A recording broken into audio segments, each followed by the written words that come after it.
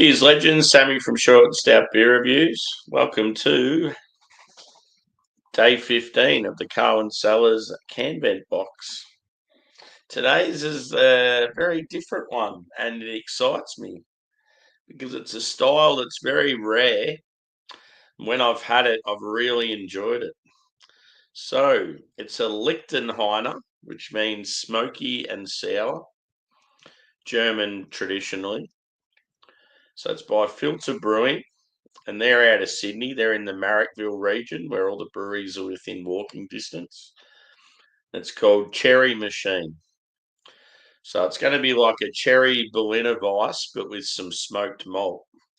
So bring it on, I say.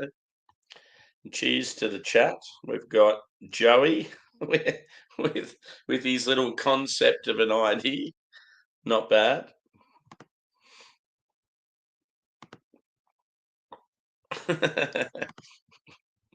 Cheers, Mustang. Cheers, Joe.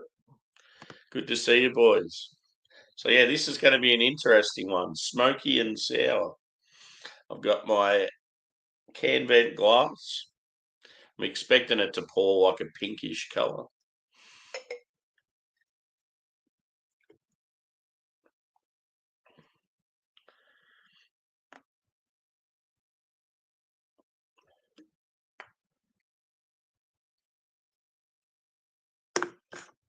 And Philter have always got that same sort of can design, like on the diagonal with the company logo and then the beer underneath. It's sort of like simple but effective. Like you see them in the bottle shops, and just because of the tilt of the text, it stands out. So yeah, it's sort of like in between like a pink and a straw. Sort of hard to show in the camera, but looks like your sort of standard Berliner Weiss. It's got like a one finger head, relatively clean. Carbonation's pretty light. I'd say the body's light as well. Cheers, Dan. Good to see you, brother. Ooh. So you're getting, yeah, really tart cherry and like biscuity, grainy backbone. There's a little touch of smoke there, but it's nothing major.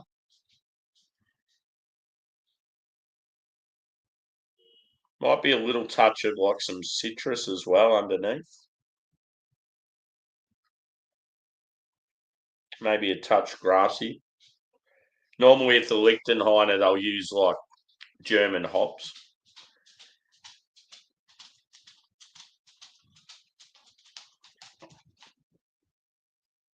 It smells really good. On the percentage on this one is 4, so pretty light. Not a bad way to start the day, really. So today I think it's meant to be in the mid-30s. So nice weather. I'm going to buy myself a new camping chair and just park myself in the backyard. So hopefully everyone's having a good weekend. I think tomorrow is going to be even hotter. It's meant to be like 40 degrees. I'll be at work right in the thick of when it's real hot. Yeah, the more I'm sort of smelling it, just letting it sit, the smokiness is sort of like intensifying. Oh, I'm looking forward to it. Cheers, peeps. Here's the Sunday sesh.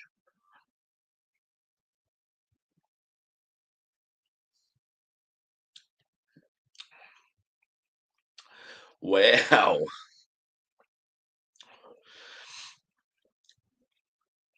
So very, very tart up front. And then you just get this like slight smokiness like coming over the top.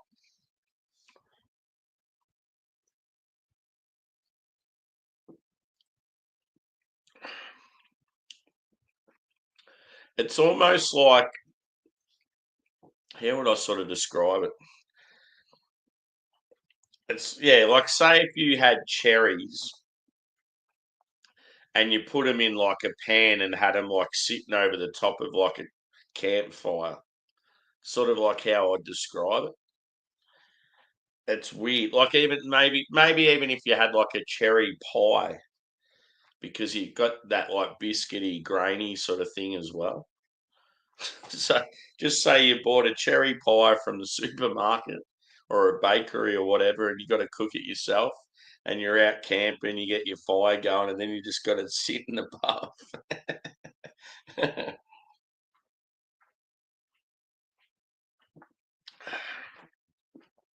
It's such a weird style, but I love it. I mean, you got to appreciate smoked beers, obviously, to sort of get into it. But I feel like they've got the balance fairly right. I think there's probably more of that tart cherry than smoke, but when it comes to the balance, and especially like with a lot of inexperienced like palates drinking this, they wouldn't want it too smoke heavy. So yeah, for most people, this would be quite perfect. I'd obviously love a bit more smoke to it, but I love smoked beers. Definitely takes a bit of experience to get into them. Cheers, Ghost. Good to see you, brother. As I said last time you were in, we haven't had a drink for quite a while.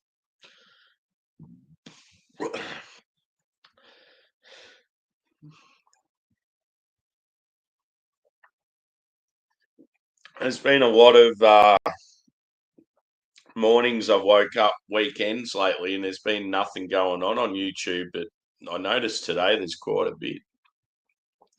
It's good to see people out and about on there again. It's probably the thing with because you guys are coming into winter, it's a bit different. Whereas, yeah, like the time I'm in winter, a lot of people are out doing stuff in the northern hemisphere because you got good weather.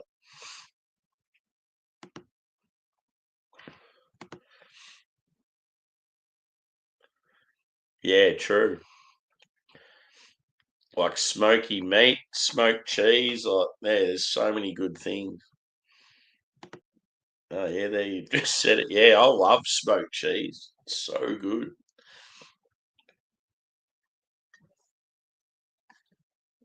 Connie, you're dead to me. Good to see you, mate. So yeah, I'm drinking a sour and smoky beer, Connie.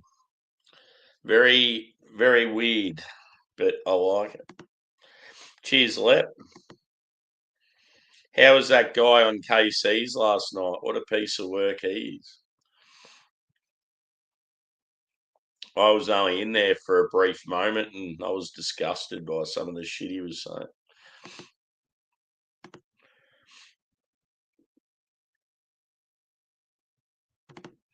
So, what's on for everyone's weekend?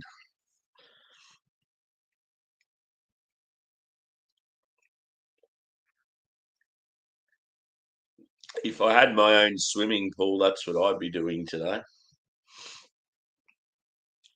This is where I miss like my hometown because I used to live like 5 minutes walk from the beach. Damn it!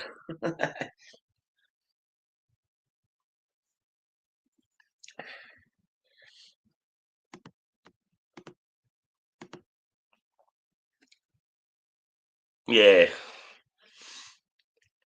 I mean you probably had something to do with him, and he's probably like normally all right. I'm not sure. I don't really know him, but just some of the shit he was saying, it's like shut the fuck up. I'm struggling to like read the comments today because I think I've had I've had like an all right sleep, and I still feel like real drowsy and out of it. Yeah, that sounds like a good plan, Joe. Good weather for it.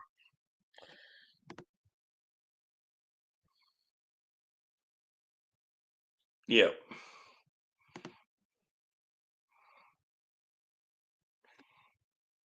God, I can't wait to try those whenever I get a chance. There's a lot of hype around the cookies. Browns Chiefs, yep. I can't even remember who the Vikes have got this week. Yeah. Fill me in, Joey. Who's the Vikes got?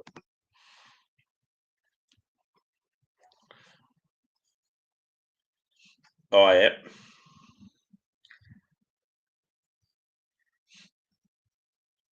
Wonder if Drewey's watching the UFC. I missed the last one. I was on a stream and I think I had a few too many and got real tired and ended up missing. I was meant to go over to Drew's for UFC afterwards.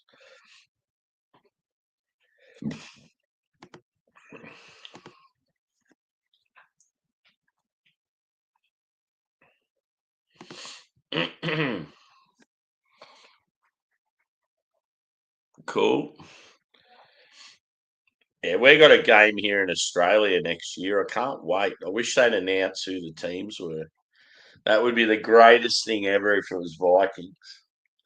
I reckon if the Vikings come to Australia, I would go out of my way to get a job with whoever's organising all the events and that because yeah, it'd be so rad just being behind the scenes and I just feel it'd be like real interactive because yeah, they've never been to Australia before, so I feel like they do a lot of fan events and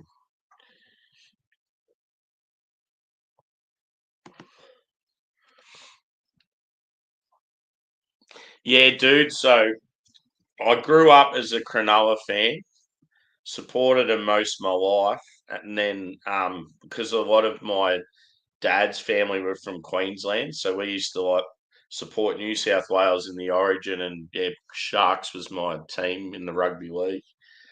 And then obviously Victoria got its own team, Melbourne Storm. So I was like, well, I'm very like patriotic as far as like where you live and stuff. So I obviously started supporting the Storm, but I still sort of support the Sharks. I'm not normally one of those people either that supports two teams. I hate that, but I feel like it's sort of different where it's like a competition where your own areas come into it afterwards. I mean, if I was to say which team I support, I'm going to say Storm, but I still have like a soft spot for the Sharkies. Cheers, Josh. You having a beer, bro? You've been drinking a few of the Impy Stouts lately. It's good to see. And yeah, sorry I sort of missed you yesterday. Because I come off night shift and was on that stream in the UK. I just got real tired and yeah, crashed. I would have had a beer with you otherwise. I seen you're on was it Alex's and Drew's? Bears. Yep. Ooh, cool.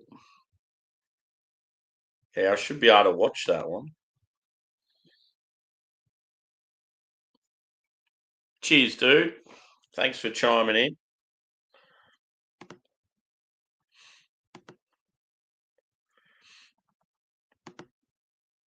Cheers, Tanner.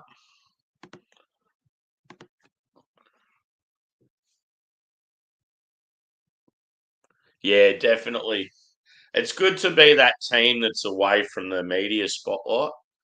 And that's why I feel like Sydney Swans always do well in the AFL, like because they're in a city dominated by rugby league, so they sort of go under the radar. And it's the same with the Storm in Melbourne, dude. The Storm hardly ever get talked about. Most people don't even really know the players or anything. And then yeah, they're like superstars. Like it's pretty funny how it works. Just a real strong culture at the club.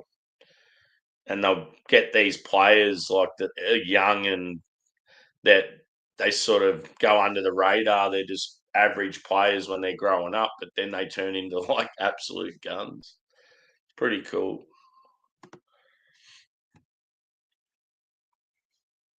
Yeah, I was so tired.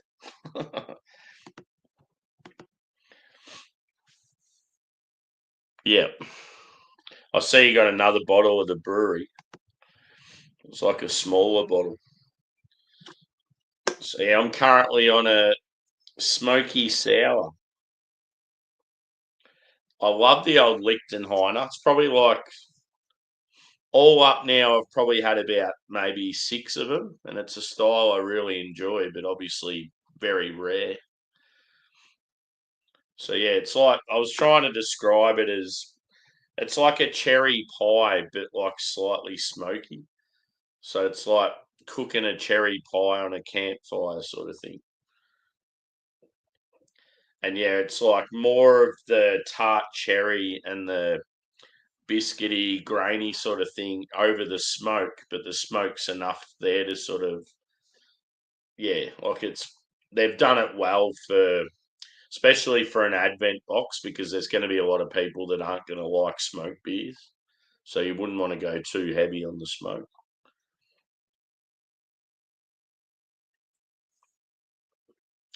And then surprise, surprise, the Mountain Culture Advent beer is another hazy. I'm like, for fuck's sake.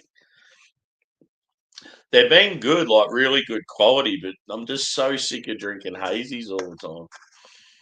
I think tomorrow's is a Berliner Weiss, so I'm actually excited for that. It's just a real standard low ABV. I don't even think it's got fruit added. And I'm just like, yes, a pleasant change. Give me a lager.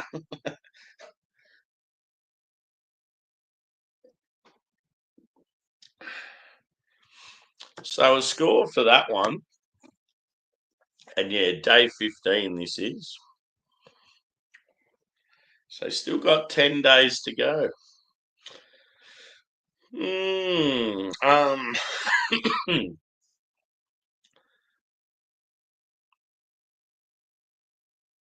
I'm going to say a 4.25.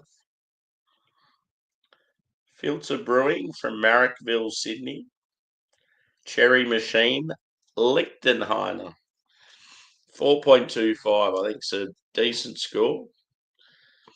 As I said, I absolutely love the style. I think they've done a good job on it. But for someone like me with an experienced palate that loves smoked beers, I would have preferred the smoke to be more prominent. But yeah, I think it's a good take on the classic. And yeah, good like cherries are good fruit to utilize with this style, I think, just because it's like pretty intense and like can be quite tart. But yeah, I'm going to wrap it up, and I've got this mountain culture beer to do next. So if anyone wants to see some more Sammy madness, join us in about, I think it's about 5 minutes from now. So cheers, guys.